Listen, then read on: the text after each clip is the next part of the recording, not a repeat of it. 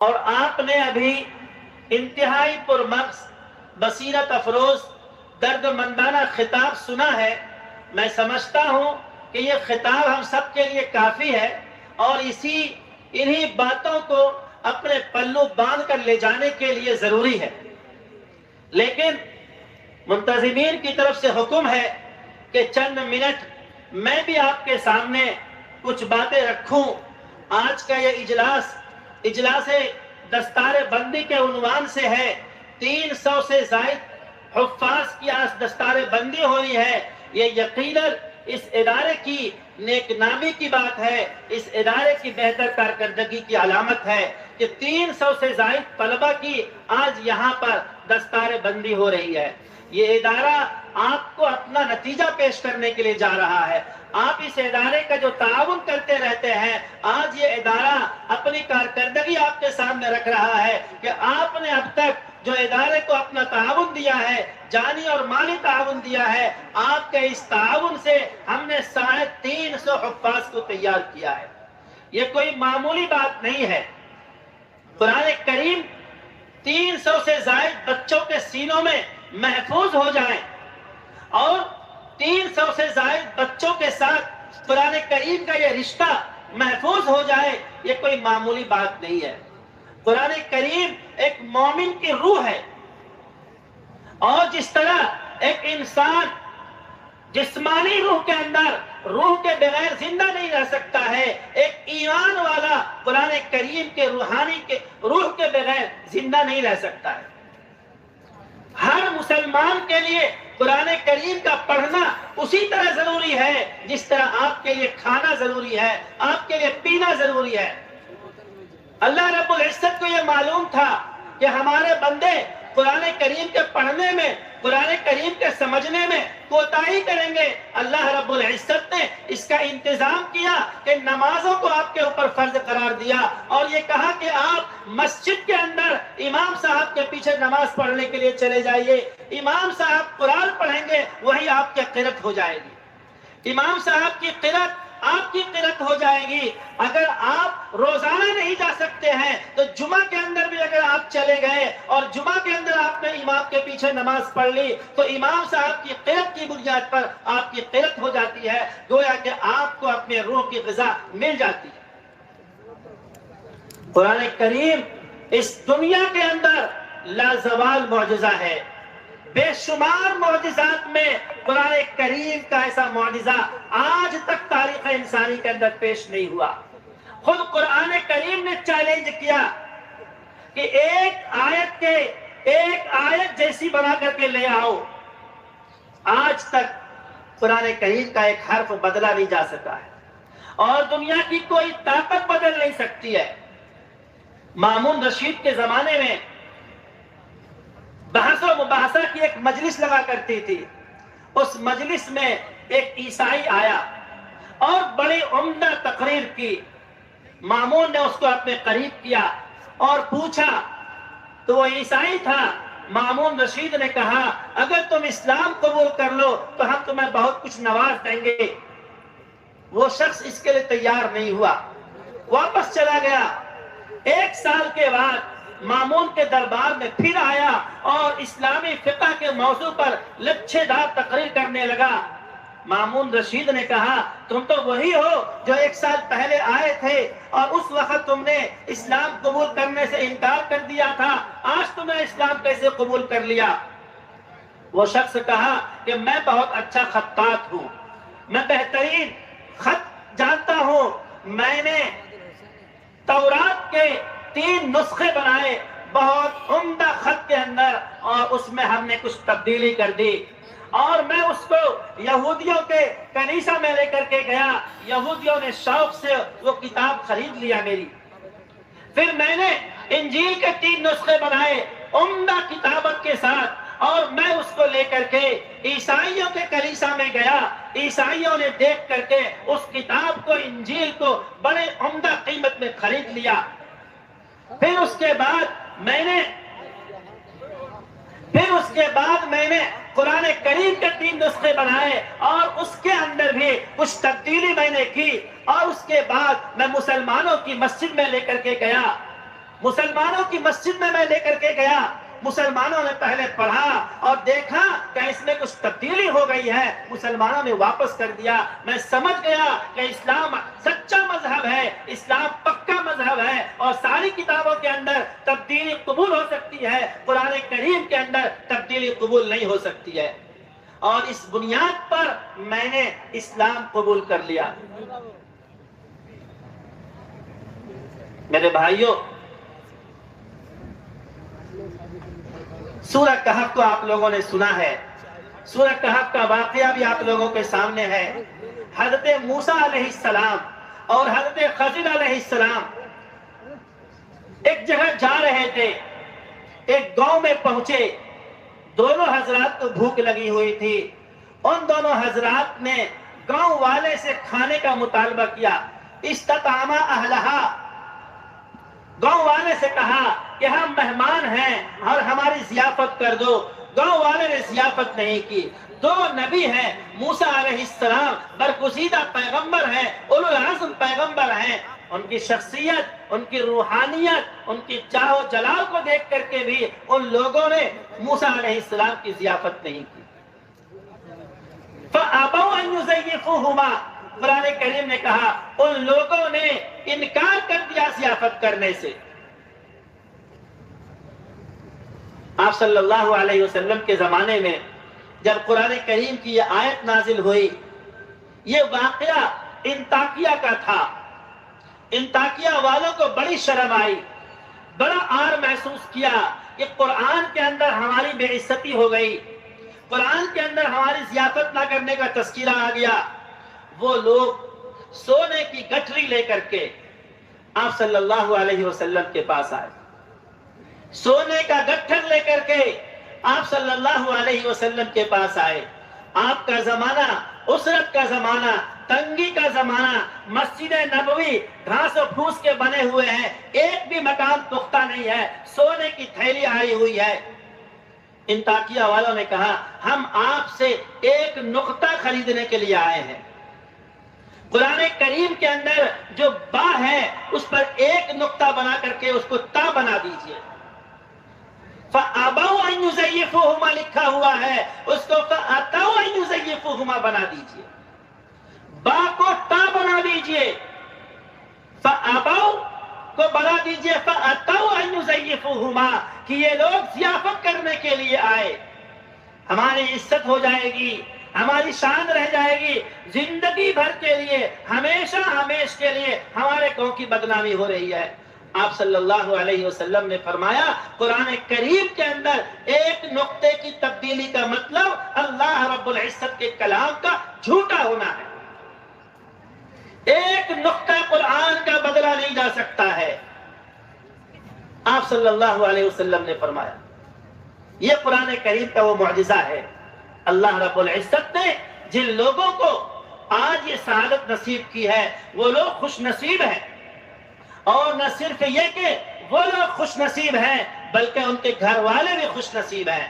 قرآن آپ صلی اللہ علیہ وسلم نے فرمایا من حفظ القرآن وعمل به البس والداه تاجا من یوم القیامہ ضوءه مثل ضوء الشمس، جو شخص قرآن کریم کو یاد کرتا ہے، قرآن کریم پر عمل کرتا ہے، اس کے ماں باپ کو کل قیامت کے دن ایسا تاج پہنایا جائے گا جس کی روشنی سورج کی روشنی سے بڑھ کر کے۔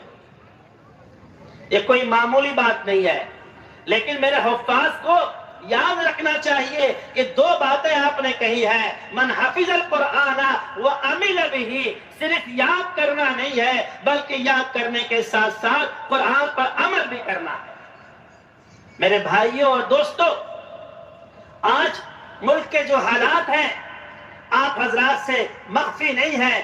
ابھی حضرت مولانا نے بہت ساری باتوں کی طرف اشارہ کیا ہے، میں ایک بات کی طرف اشارہ کر کے اپنی بات کو ختم کروں گا۔ بہت سارے مقررین آپ کے پاس ہیں، ابھی آپ ان کو سماعت کریں گے۔ آج ملک کے اندر 150 سال کا وندے ماترم منایا جا رہا ہے، اور پورے ملک کے اندر اس بات کی کوشش کی جا رہی ہے اور بعض اسٹیٹ کے اندر نافذ کر دیا گیا ہے کہ وندے ماترم کو پڑھنا لازم ہوگا۔ وندے ماترم کے اندر زمین کو خدا ماننے کی کو کہا گیا ہے کہ ہم زمین کو اپنا خدا مانتے ہیں، زمین کو اپنی دیوی مانتے ہیں کہ یہ زمین ہمیں غلہ دیتی ہے، ہم اس زمین کو نمن کرتے ہیں، ہم اس زمین کو سلام کرتے ہیں۔ یہی بات ختم نہیں ہوتی ہے، پورے ملک کے اندر نصاب کو تبدیل کیا جا رہا ہے۔ اور ایک بات آپ کان کھول کر کے سن لیجئے، سرکاری سرپرستی کے اندر آپ کے بچوں سے آپ کے ایمان کو چھیننے کی کوشش کی جا رہی ہے۔ پورے منظم پلاننگ کے ساتھ اس بات کی کوشش کی جا رہی ہے کہ آپ کے بچوں سے آپ کا ایمان کا رشتہ ختم کر دیا جائے۔ رامائن کو، گیتا کے بہت سارے حصے کو نصاب کے اندر شامل کر دیا گیا ہے۔ ایک وقت ایسا آئے گا، اگر آپ نے قرآن کریم کو اپنا حفظ جان نہیں بنایا، قرآن کریم کو اپنے دل و جان سے زیادہ عزیز نہیں رکھا، قرآن کریم کو اپنے بچوں کو نہیں پڑھایا، قرآن کریم سے اپنے بچوں کی تعلیم کا آغاز نہیں کیا، ایک ایسا وقت آئے گا آپ کے بچے گیتا کے اشلوک پڑھیں گے، رامائن کی کہانیاں آپ کو سنائیں گے، آپ کے بچوں کو سورہ فاتحہ یاد نہیں ہوگی۔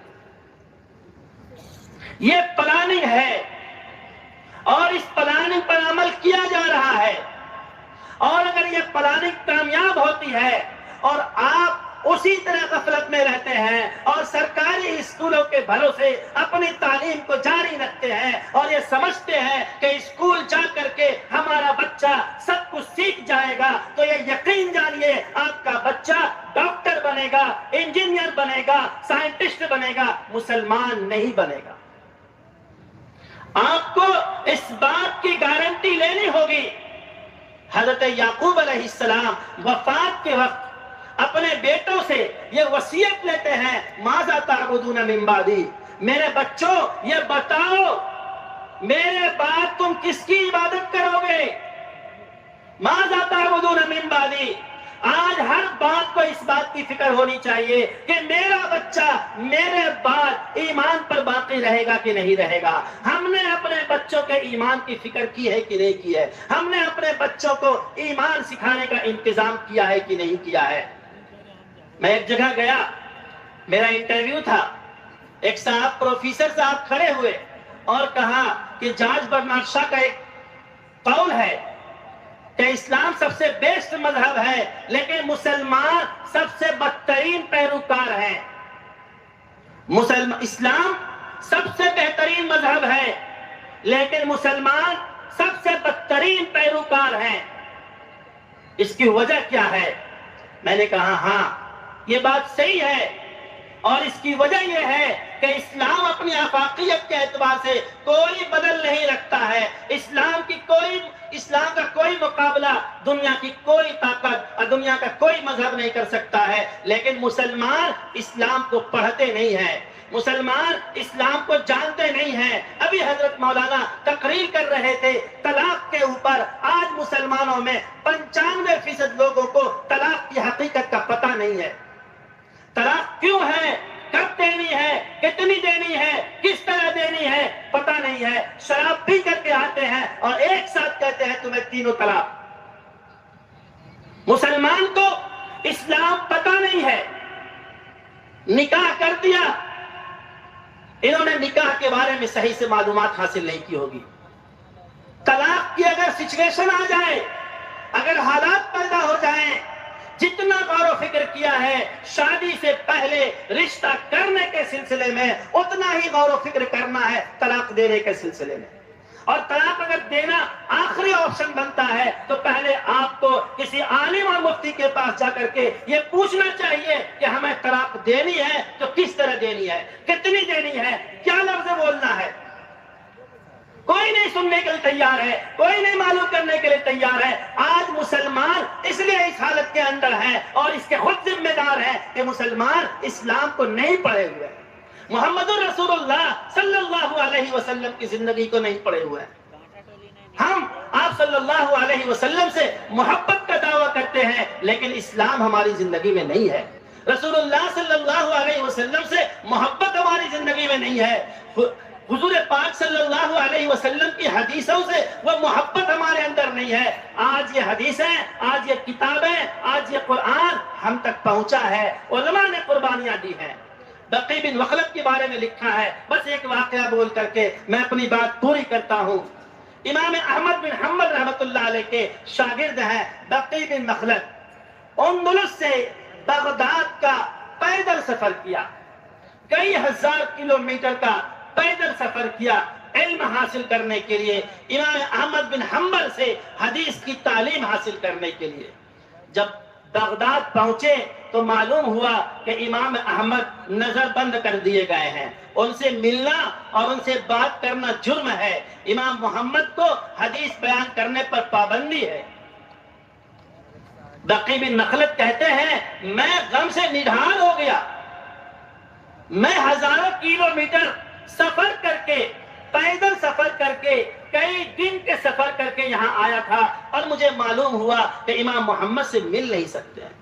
میں گیا امام محمد بن حنبل کے گھر پہ، دستک دی اور میں نے کہا میں بہت دور سے آیا ہوں اور صرف آپ سے حدیث پڑھنے کے لیے آیا ہوں، آپ سے حدیث سننے کے لیے آیا ہوں، آپ میرے اس جذبے کو سمجھیے، میرے اس طلب کو آپ دیکھیے، کوئی راستہ میرے لیے نکال دیجئے۔ امام احمد نے کہا کہ دیکھو پابندی ہے اور اگر تمہیں کسی نے میرے سامنے آتے ہوئے دیکھ لیا تمہیں جیل ہو جائے گی۔ بقی بن مخلد کی قربانی دیکھیے، انہوں نے کہا ایک کام کیجئے، میں آپ کے پاس فقیر کے لباس میں آؤں گا اور میں آپ کے پاس بھیک مانگنے کے لیے آؤں گا، آپ بھیک میں مجھے ایک حدیث دے دیجئے گا، روزانہ ایک حدیث آپ دے دیں گے، یہ میرے لیے کافی ہو جائے گا۔ اس زمانے میں فقیروں کا ایک مخصوص لباس ہوا کرتا تھا، سر پہ مخصوص ٹوپی ہوتی تھی فقیروں کی، اور اس کی ایک مخصوص صدا ہوتی تھی، آواز ہوتی تھی۔ بقی بن مخلد روزانہ امام احمد کے دروازے پر جاتے، بھیک مانگنے کے لیے، دروازہ کھلتا، امام احمد اس کو اندر کرتے، ایک حدیث بیان کرتے اور وہ بقی بن مخلد واپس چلے آتے۔ آپ سوچئے اندلس سے آئے ہیں اور حدیث کس طرح حاصل کر رہے ہیں، جس طرح بھکاری روڈ کے اوپر، سڑکوں کے اوپر بھیک مانگتا ہے، اور اس طرح بقی بن مخلد نے 300 حدیثیں یاد کی، 300 حدیثیں یاد کی۔ اس کے بعد امام احمد بن حنبل سے وہ پابندی ہٹی، اور جب امام احمد بن حنبل کا درس لگا تو امام احمد بن حنبل نے اپنے بغل میں بقی کو بٹھایا اور کہا یہ سچا طالب علم ہے، یہ سچا طالب علم ہے جس نے فقیری کا لباس پہن کر کے بھیک کے صورت میں ایک ایک حدیث کو روزانہ یاد کیا ہے۔ میرے بھائیوں، آج ہمیں اس کی اہمیت کو سمجھنا چاہیے۔ دینی تعلیم اگر آپ کے پاس نہیں ہے، آپ نے اپنے بچوں کو اگر دین نہیں پڑھایا ہے تو آپ کے بچے کس سمت میں جائیں گے آپ نہیں سمجھ سکتے۔ اور ملک کے اندر جس طرح سے پلاننگ ہو رہی ہے، منظم صورت کے اندر پلاننگ ہو رہی ہے، اگر آپ نے سنجیدہ کوشش نہیں کی، اگر آپ نے اپنے رویے میں تبدیلی پیدا نہیں کی تو یقیناً آپ اپنے بچوں کو کھو دیں گے، اپنے بچوں کے ایمان کو کھو دیں گے، اپنی نسلوں کے ایمان کے خطرے میں ڈالنے کے آپ ذمہ دار ہو جائیں گے۔ یہ مدرسہ عالیہ اس بنیاد پر ہے کہ آپ اپنے بچوں کو یہاں پہ دین کی تعلیم دیجئے، اپنے بچوں کو دین پڑھائیے۔ اگر یہ دیندار رہیں گے تو یہ آپ کے لیے ذخیر آخرت ہوں گے، وہ اپنے جنت کو سنواریں گے، آپ کے جنت کی فکر کریں گے۔ اللہ تعالی ہمیں کہنے سننے سے زیادہ عمل کرنے کی توفیق نصیب فرمائے۔ وآخر دعوانا ان الحمدللہ رب العالمین۔